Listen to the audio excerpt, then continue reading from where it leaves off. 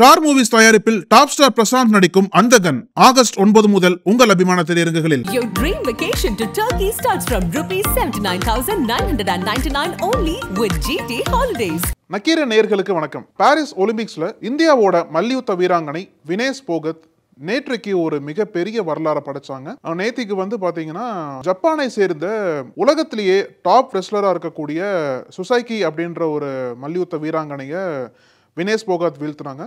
இந்த சுசைகி அப்படின்றவங்க இதுவரைக்கும் யாருமே வீழ்த்தப்படாத ஒரு வீராங்கனையா இருந்தாங்க. அவங்கள தான் நேத்திக்கு வினேஷ் போகத் வீழ்த்தினாங்க. அவங்கள வீழ்த்தினதுக்கப்புறம் யுக்ரைனை சேர்ந்த ஒரு மல்யுத்த வீராங்கனையை வீழ்த்தினாங்க. அதை தொடர்ந்து கியூபாவை சேர்ந்த ஒரு மல்யுத்த வீராங்கனையை வீழ்த்தி நேற்றைக்கு இந்த மல்யுத்த போட்டியில் 50 கிலோ எடை பிரிவில் இறுதிப் போட்டிக்கு தகுதி பெற்றாங்க வினேஷ் போகத். நேற்றைக்கு ஒரு நாளில் மட்டும் பார்த்தீங்கன்னா 3 வெற்றிகளை பதிவு செஞ்சாங்க வினேஷ் போகத். இதன் மூலியமாக வினேஷ் போகத் தான் இந்தியாவிலிருந்து இறுதிப் போட்டிக்கு நுழைந்த முதல் பெண் மல்யுத்த வீரர் அப்படின்ற ஒரு வரலாறு படைக்க இருந்தாங்க. நேற்றுக்கே பல்வேறு கொண்டாட்டங்கள் இந்தியா முழுக்க நம்மளால பார்க்க முடிஞ்சது. இந்த வரலாறு வெற்றிக்கு அப்புறம் நிச்சயமா வினேஷ் போகத் ஏதோ ஒரு மெடலை கண்டிப்பா ஜெயிச்சிருவாங்க. நான் நேற்றுக்கு வரைக்கும் பார்த்தீங்க அப்படின்னா கண்டிப்பா சில்வர் மெடல் உறுதி ஆயிடுச்சு வினேஷ் போகத்துக்கு. அவங்க இறுதிப் போட்டியில அமெரிக்க வீராங்கனையா இருக்கக்கூடிய சாரா ஹிடல்பிரண்டை வீழ்த்திட்டாங்க அப்படின்னா இந்தியாவுக்கு முதல் தங்கம் கிடைக்கும் இந்த பாரிஸ் ஒலிம்பிக்ஸ்ல அப்படின்ட்டு பல எதிர்பார்ப்புகள் எல்லாமே இருந்தது. வினேஷ் போகத்தோட சாதனைகள் இந்த ஒலிம்பிக் போட்டியிலேயே இந்தியாவோட முதல் பெண் வீராங்கனை இறுதிப் போட்டிக்கு போறது அப்படின்ற பல மைல்ஸ்டோன்ஸ் எல்லாமே கூர்ந்து கவனிக்கப்பட்ட இந்த சமயத்துல தான் ஒரு மிகப்பெரிய ட்விஸ்ட் வந்திருக்கு. நம்ம பேசிட்டு இருக்கிற சமயத்துல தான் ஒரு பெரிய செய்தி பிரேக் ஆயிருக்கு. அந்த செய்தி தான் இந்தியர்களோட இதயத்தை ஒட்டுமொத்தமா நொறுக்கி இருக்குன்னு சொல்லலாம். ஏன்னா ஒரு பெரிய எதிர்பார்ப்பு இருந்தது இல்லையா? வினேஷ் போகத் வரலாற்று வெற்றியை பதிவு செஞ்சுட்டாங்க. இறுதிப் போட்டியில் ஜெயிச்சிட்டாங்க அப்படின்னா இந்தியாவுக்கு நிச்சயமா தங்கப்பதக்கம் கிடைக்கும்.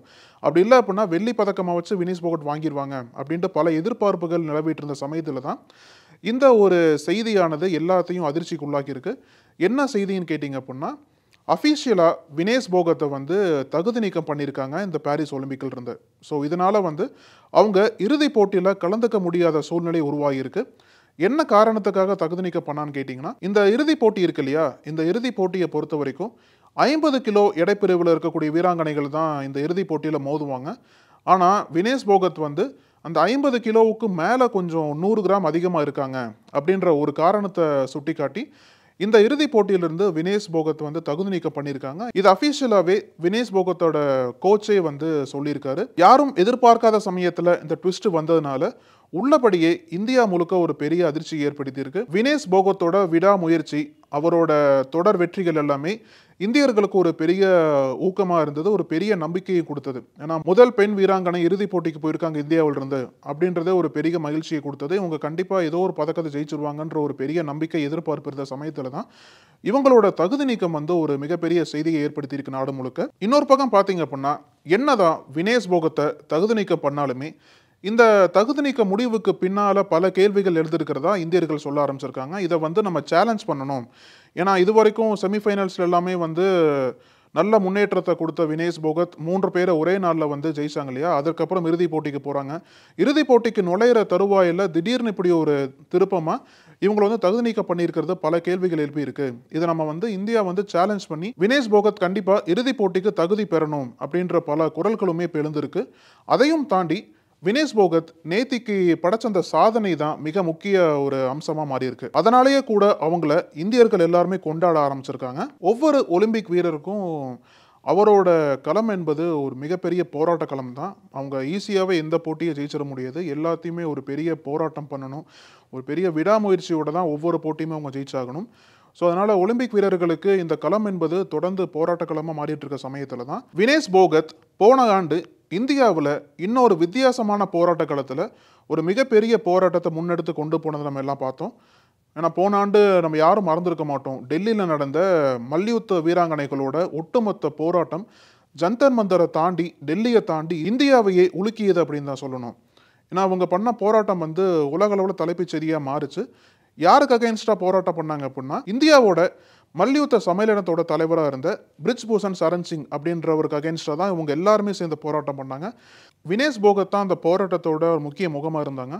வினேஷ் போகத்தை தாண்டி சாக்சி மாலிக், பஜ்ரங் புனியா போன்ற பல்வேறு மல்யுத்த வீரர்கள்லாம் ஒன்றிணைஞ்சு பிரிஜ்பூஷன் சரண் சிங்குக்கு அகைன்ஸ்டா ஒரு மாபெரும் போராட்டத்தையே நடத்தினாங்க. எப்போ நடத்தினான்னு கேட்டிங்கன்னா, ஜனவரி 2023ஆம் ஆண்டு போராட்டம் வந்து டெல்லியில் இருக்கக்கூடிய ஜந்தர் மந்தர் அப்படின்ற இடத்துல வந்து நடைபெற்றுச்சு.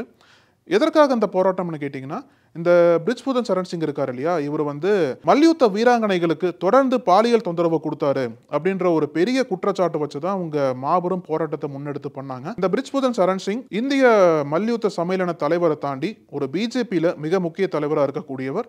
இவங்க போராட்டம் பண்ண சமயத்தில் பிரிஜ்பூஷன் சரண் சிங் வந்து ஒரு எம்பியாக இருந்தார். இதனாலேயே கூட இந்த மல்யுத்த வீரர்களோட போராட்டம் அரசியல் போராட்டமாகவும் மாறுச்சு.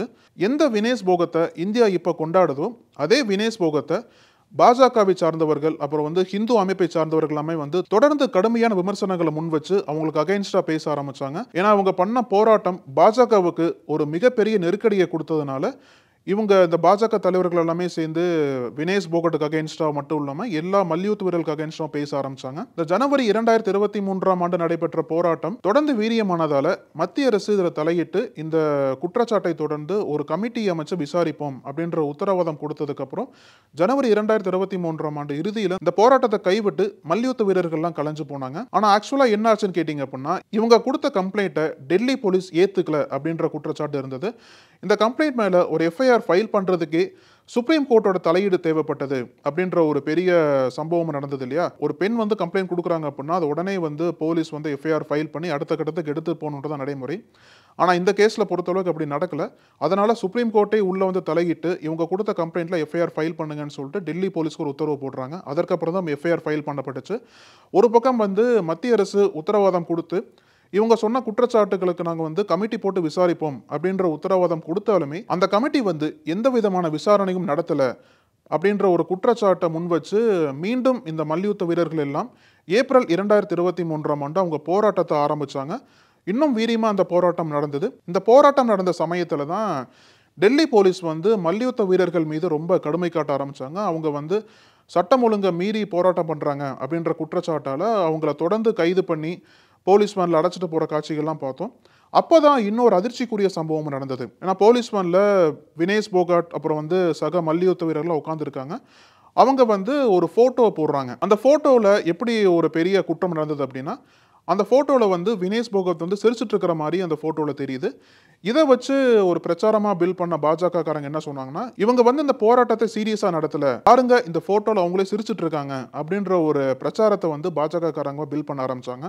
ஆனால் இது அந்த ஃபோட்டோ வந்து உண்மையான ஃபோட்டோ கிடையாது. அந்த ஃபோட்டோ வந்து மார்க் பண்ணியிருக்காங்க. உண்மையான ஃபோட்டோவை பஜ்ரங் புனியா வெளியிட்டு அதில் வந்து யாருமே சிரிக்கல, ஒரு சோகம் கலந்த முகத்தோடு தான் வினேஷ் போகத் அங்கே உட்காந்துருக்காங்க அப்படின்ற ஒரு உண்மையை வெளியே கொண்டு வந்தாரு. இதனாலேயே வந்து எதிர்க்கட்சிகளை தாண்டி பொதுமக்களுமே பாஜகவை நோக்கி கேள்வி எழுப்ப ஆரம்பிச்சாங்க. பாஜகவோட இந்த அரசியல் ஒரு பக்கம் பெரிய சர்ச்சையை ஏற்படுத்தினாலுமே, ஏன்னா அப்பயே பல குற்றச்சாட்டுகள் வந்துச்சு. இந்த போட்டோ வந்து பாஜகவோட ஐடி செல் தான் மார்க் பண்ணி வெளியிட்டிருக்காங்க. இந்த போராட்டத்தை வந்து கொச்சைப்படுத்துற விதமா, இந்த போராட்டக்காரர்களை இன்சல்ட் பண்ற விதமா பாஜகவோட ஐடி செல் வந்து இந்த போட்டோவை மார்க் பண்ணி வெளியிட்டிருக்காங்கன்னு சொல்லிட்டு பல குற்றச்சாட்டுகள்லாம் இருந்தது. இன்னொரு பக்கம் பார்த்தீங்க அப்படின்னா, இந்த ஒரு போராட்டம் இந்திய அளவில் பெரிய தலைப்புச் செய்தியை ஏற்படுத்தினாலுமே வந்து பிரதமர் நரேந்திர மோடி மற்றும் உள்துறை அமைச்சர் அமித்ஷா வந்து இந்த போராட்டத்திற்கு தொடர்ந்து அவங்களோட மௌனத்தை தான் பதிலாக கொடுத்துட்டு இருந்தாங்க. ஏன்னா அந்த மல்யுத்த வீராங்கனைகள்லாம் சேர்ந்து அவங்களோட பதிலை எதிர்பார்த்த சமயத்துல தான் மோடியும் சரி அமித்ஷாவும் சரி இந்த போராட்டத்தை பத்தியோ இல்ல அவங்க வைக்கக்கூடிய குற்றச்சாட்டை பத்தியோ எந்த விதமான பதிலுமே கொடுக்காம ரொம்ப மௌனமாக தான் இருந்தாங்க. இன்னொரு பக்கம் பார்த்தீங்க அப்படின்னா, வினேஷ் போகாத் போன்ற மல்யுத்த வீராங்கனைகளோட குற்றச்சாட்டு என்னவா இருந்தது அப்படின்னா, பாஜகவை சேர்ந்தவர்கள் எங்களுக்கு தொடர்ந்து டார்ச்சர் பண்றாங்க, எங்களுக்கு வந்து மனரீதியான துன்புறுத்தல் கொடுத்து நாங்க பிரிஜ்பூஷன் சரண் சிங் மேல போட்ட கேஸை வாபஸ் வாங்குறதுக்கு எங்களுக்கு வந்து தொடர்ந்து டார்ச்சர் கொடுக்கப்படுது அப்படின்ற ஒரு குற்றச்சாட்டையும் அவங்க வந்து ஆணித்தரமா முன் வச்சாங்க. ஒரு பக்கம் வந்து இந்த போராட்டம் தொடர்ந்து வீரியமாச்சு, பல்வேறு தரப்பினர்கள் இந்த போராட்டத்துக்கு ஆதரவு தெரிவிச்சாலுமே பாஜக அரசு பிரிஜ்பூஷன் சரண் சிங் மீது எந்த விதமான நடவடிக்கை எடுக்காம மௌனம் காத்துட்டு இருந்தது. அப்புறம் இறுதியில் பாத்தீங்க அப்படின்னா, ஏப்ரல் 2023க்கு அப்புறம் மீண்டும் இந்த போராட்டத்தை தொடர்ந்து பல்வேறு டிமாண்ட் வந்து நாடு முழுக்க எழ ஆரம்பிச்சது. பிரிஜ்பூஷன் சரண் சிங் மீது நடவடிக்கை எடுக்கணும் அப்படின்ற ஒரு ஆணித்தரமான கோரிக்கை எல்லாம் எழுந்ததுக்கு அப்புறம் பாஜக அரசு ஒரு வழியா இதுல வந்து முடிவெடுத்தே ஆகணுன்ற நிலைமைக்கு தள்ளப்பட்டாங்க. அதற்கப்புறம் தான் மல்யுத்த சம்மேளன தலைவராக இருந்த பிரிஜ்பூஷன் சரண் சிங் மீது அந்த பதவியிலிருந்து அவரை விலக்கி வச்சு இவர் மீது விசாரணை நடத்தப்படும் அப்படின்ற ஒரு அறிக்கையை வந்து பாஜக அரசு கொடுத்தாங்க. அப்புறம் வந்து பிரிஜ்பூஷன் சரண் சிங்குக்கு நெருக்கமா இருக்கும் ஒருவரை மல்யுத்த சம்மேளன தலைவரா பாஜக அரசு நியமிச்சது, அதுலயும் பெரிய சர்ச்சை விடுச்சது. அப்புறம் இறுதியா பாத்தீங்க அப்படின்னா டிசம்பர் மாதம் 2023ஆம் ஆண்டு இந்தியன் ஒலிம்பிக் அசோசியேஷன் இந்த மல்யுத்த சம்மேளனத்தையே ஒட்டுமொத்தமாக கலைச்சிட்டாங்க. அதற்கப்புறம் இப்போ சமீபத்தில் நடந்த நாடாளுமன்ற தேர்தலில் கூட பிரிஜ்பூஷன் சரண் சிங்குக்கு மீண்டும் பாஜக தலைமை சீட் கொடுக்கல. அதற்கு பதிலாக அவரோட மகனுக்கு சீட் கொடுத்து போட்டியிட வச்சாங்க. இதுலேயும் பல்வேறு சர்ச்சைகள், பல்வேறு கேள்விகள்லாம் எழுந்தது. ஒரு வகையில் போன ஆண்டு ஃபுல்லாக இந்தியா முழுக்க இந்த மல்யுத்த வீராங்களோட போராட்டம் ஒரு மிகப்பெரிய செய்தியாக மாறிட்டே இருந்தது. மிகப்பெரிய ஆதரவும் இந்த போராட்டத்திற்கு வழங்கப்பட்டது. இந்திய மக்கள் மட்டும் இல்லாமல் பல்வேறு எதிர்க்கட்சி தலைவர்கள், முன்னாள் ஒலிம்பிக் வீரர்கள் எல்லாமே ஒன்றிணைஞ்சு இவங்களோட போராட்டத்திற்கு மிகப்பெரிய ஆதரவு கொடுத்தாங்க. இந்த நிலையில தான் இந்த ஒரு டிஃப்ரெண்டான போராட்ட களத்தை தொடர்ந்து மீண்டும் அவரோட மல்யுத்த போராட்ட களத்திற்கு வினேஷ் போகத் திரும்புறாங்க. இப்ப நடந்துட்டு இருக்கக்கூடிய பாரிஸ் ஒலிம்பிக்ஸ்ல இந்தியாவிலிருந்து வினேஷ் போகத் மீண்டும் மல்யுத்த போட்டிக்கு பாரிஸ் ஒலிம்பிக்ஸ்ல கலந்துக்க போறாங்க. அப்படி கலந்துக்க போனவங்க தான் நேத்திக்கு ஒரு மிகப்பெரிய வரலாறு படைச்சாங்க. ஒரு போட்டி இல்லை, 2 போட்டி இல்லை, ஆனால் அடுத்தடுத்து 3 போட்டிகளில் வினேஷ் போகத் மாபெரும் வெற்றியை பதிவு செஞ்சாங்க. அது மட்டும் இல்லாமல் 3 வெற்றிகளை தொடர்ந்து அவர் இறுதிப் போட்டிக்கு செல்வது கிட்டத்தட்ட உறுதி செய்யப்பட்டது நேத்திக்கு வரைக்கும். இந்த வினேஷ் போகத்தோட வெற்றியை நாடு முழுக்க கொண்டாட ஆரம்பிச்சாங்க. இந்த கொண்டாட்டத்தின் மத்தியில் பல கேள்விகளையும் எதிர்க்கட்சியான காங்கிரஸ் எழுப்பியிருக்கு. பொதுவாகவே பிரதமர் மோடி இந்த மாதிரி பல்வேறு போட்டிகளை ஜெயிக்கக்கூடிய இந்தியர்களுக்கு நேரடியாக தொடர்பு கொண்டு அவர் வாழ்த்தை தெரிவிப்பார். இதே மாதிரி சூழ்நிலை தான் இப்போ காங்கிரஸ் ஒரு பெரிய கேள்வி எழுப்பியிருக்கு. காங்கிரஸ் தலைவர்கள் ஒருவராக இருக்கக்கூடிய ஜெயராம் ரமேஷ் என்ன சொல்லியிருக்காரு அப்படின்னா, பயாலஜிக்கலாக பறக்காத மோடி வினேஷ் போகத்துக்கு வாழ்த்து சொல்வாரா அப்படின்ற ஒரு பெரிய கேள்வி நேற்று கேட்டிருந்தாரு. அதைத் தொடர்ந்து ராகுல் காந்தி கூட ட்வீட் போட்டு வினேஷ் போகத்துக்கு தன்னோட வாழ்த்தை தெரிவித்திருந்தார். அதில் என்ன சொன்னார் அப்படின்னா, வினேஷ் போகத்தோட நோக்கத்தையும் வினேஷ் போகத்தோட திறமையையும் யாரெல்லாம் கேள்வி கேட்டாங்களோ அந்த கேள்விக்கு ஒட்டுமொத்த விடையா வினேஷ் போகத் தன்னோட வெற்றி மூலமா கொடுத்துருக்காங்க அப்படின்ற ஒரு செய்தியையும் ராகுல் காந்தி சொல்லியிருந்தாரு. நேத்திக்கு போட்டியில ஜெயிச்சதுக்கு அப்புறம் வினேஷ் போகத் ஃபைனல்ஸ்க்கு குவாலிஃபை ஆயிடுறாங்க. அதை தொடர்ந்து அவரோட கிராம மக்களிடையே வினேஷ் போகத் பேசும்போது, நான் நிச்சயமா இந்தியாவுக்கு தங்கப்பதக்கம் வாங்கி கொடுப்பேன் அப்படின்ற ஒரு கருத்தை பகிர்ந்துக்கிட்டாங்க. இன்னொரு முக்கியமான தகவல்கள் என்ன சொல்றாங்க அப்படின்னா, இதுதான் வினேஷ் போகத்தோட கடைசி ஒலிம்பிக் போட்டி, இதனாலேயே கண்டிப்பா அவங்க ஒரு மெடலை ஜெயிப்பாங்க அப்படின்ற பல நம்பிக்கையும் அவங்க பகிர்ந்துக்கிட்டாங்க. அது மட்டும் இல்லாம கடந்த சில தினங்களுக்கு முன்பு வினேஷ் போகத் என்ன சொன்னாங்க அப்படின்னா, நான் கண்டிப்பா இந்தியாவுக்கு ஒரு தங்க பதக்கத்தை வாங்கி கொடுப்பேன், இந்த தங்க பதக்கத்தை வாங்கிட்டு கண்டிப்பா பிரிஜ்பூஷன் சரண் சிங் முன்னாடி போய் நிற்பேன் அப்படின்ற தகவலை பகிர்ந்துக்கிட்டாங்க. இதே நம்பிக்கையோட தான், இதே விடாமுயற்சியோட தான் அவங்க தொடர்ந்து இந்த போட்டியில கலந்து தொடர்ந்து வெற்றி மேல வெற்றியா பெற்றாங்க. இந்த வெற்றிகளை தொடர்ந்து அவங்க இறுதி போட்டிக்கும் தகுதியாயிட்டாங்க நேத்திக்கு வரைக்கும். ஆனா இன்னைக்கு தான் இந்த ஒரு பெரிய திருப்பம்ன்றது வந்திருக்கு. ஸோ ஒரு பக்கம் வினேஷ் போகத் நம்ம இறுதி போட்டிக்கு தகுதி பெற்றுட்டோம், நாளைக்கு கண்டிப்பாக நம்ம நாட்டுக்கு ஒரு பதக்கத்தை வாங்கி கொடுப்போம் அப்படின்ற ஒரு மிகப்பெரிய நம்பிக்கையில் இருந்திருப்பாங்க. ஆனால் இன்னைக்கு அந்த நம்பிக்கையை உடைக்கிற விதமாக ஒரு பெரிய செய்தி அவங்கள மட்டும் இல்லை, இந்தியா முழுக்கவே அதிர்ச்சி ஏற்படுத்தியிருக்கு. அவங்க இறுதி போட்டிக்கு தகுதி இல்லை, அவங்க தகுதி நீக்கம் செய்யப்படுறாங்க.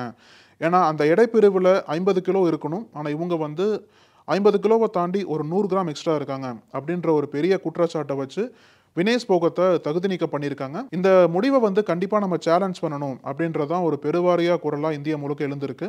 இதில் அடுத்த கட்ட நடவடிக்கைகள் என்னவா இருக்கும்ன்ற உறுதியாக தெரியல. இவங்க தகுதி நீக்கம் பண்ணப்பட்டது இதோட முடியுமா, இல்லைனா இந்தியன் ஒலிம்பிக் அசோசியேஷன் இந்த முடிவை சேலஞ்ச் பண்ணி வினேஷ் போகத்தை இறுதி போட்டியில் கலந்துக்கிற அளவுக்கு ஒரு வழியை ஏற்படுத்தி கொடுப்பாங்களா அப்படின்றத பொறுத்து இருந்து தான் பார்க்கணும். என்னதான் வினேஷ் போகத் ஒலிம்பிக்கோட இறுதி போட்டியிலிருந்து தகுதி நீக்கம் பண்ணப்பட்டாலுமே இந்தியர்களை பொறுத்த வரைக்கும் அவங்க ஆல்ரெடி ஒரு பெரிய சாம்பியன் தான். நான் பல்வேறு சாதனைகளை அவங்க நிகழ்த்தி இருக்காங்க. பல சோதனைகளை தாண்டி, பல நெருக்கடிகளை தாண்டி, பல போராட்டங்களை தாண்டி பல்வேறு சாதனைகளை வினேஷ் போகத் இந்தியாவிற்காக நிகழ்த்தி கொடுத்துருக்காங்க. அதனாலேயே வினேஷ் போகத் கண்டிப்பா இந்தியாவுக்கு கிடைத்த ஒரு மாபெரும் சாம்பியன் தான் சொல்லணும். பல்வேறு சவால்கள் எல்லாத்தையும் கடந்து இந்தியாவில் ஒரு தவிர்க்க முடியாத ஒரு மிக முக்கிய வீராங்கனையா வினேஷ் போகத் மாறி இருக்காங்க. இந்த சின்ன சர்க்கிள் அவங்க எதிர்பார்த்திருக்க மாட்டாங்க. ஆனால் இருந்தாலுமே பல சவால்களை தாண்டி தான் இந்த இடத்திற்கு வினேஷ் போகத் வந்திருக்காங்க.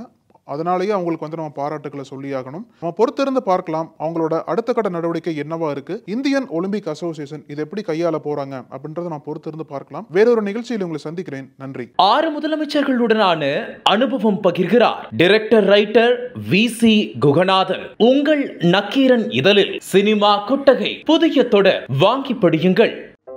நக்கீரன் டிவிக்கு சப்ஸ்கிரைப் செய்யுங்கள். உங்கள் ஆதரவே எங்கள் பலம்.